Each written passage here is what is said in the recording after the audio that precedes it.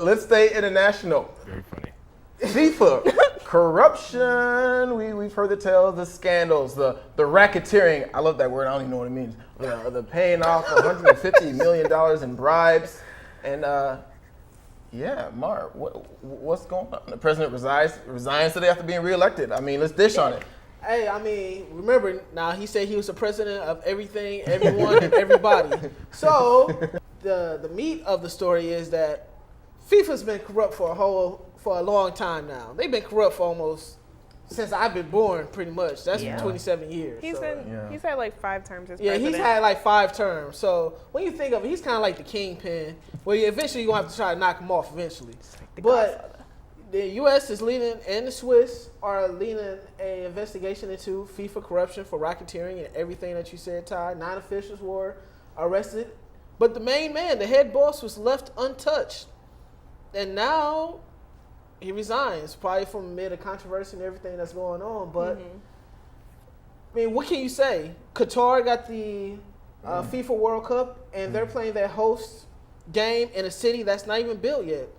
Lost out to a bid, I believe, to Chicago, if I'm not mistaken, for the World Cup in 2022.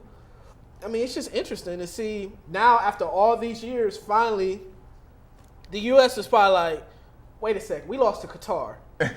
We lost to Qatar. Oh no, this ain't right. So we gotta get this man out of here. We gotta boot him out of here. What we learned here is that when you start playing with the U.S. money, they will come for you. Exactly. You can do whatever you want until you get in their pockets. But mess with that money.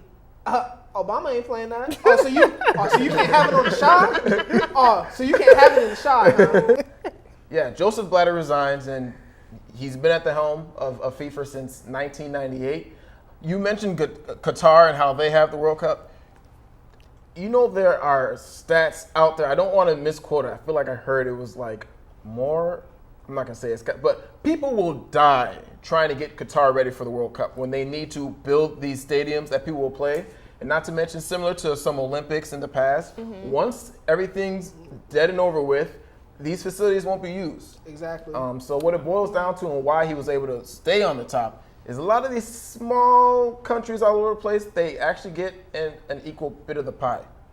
You know what was interesting was that Sepp Bladder did have an opportunity to have the World Cup in Africa. And I believe it was the first time they was in South Africa in a very long time. So I mean, they're backing him because of that. They're backing him because of that. But like you said, when the infrastructure, when everything's over and said and done with, some of these countries are just decimated. I mean, it's just bad. You know, Rio, it took Rio almost forever to get theirs up and situated for this past FIFA World Cup. It's just going to be interesting to see what Qatar is going to bring together. Yeah. And now they got to move it too as well. When you think of the heat challenges, I mean, I don't think it's the best place for it, you know, obviously. But money talks. When that green get to talking, definitely so. And I do believe every country should have the opportunity to have their economy fueled by it. But you bring up a good point. You're going to put up this big facility, and then what's going to happen to it? So, you know. Exactly so.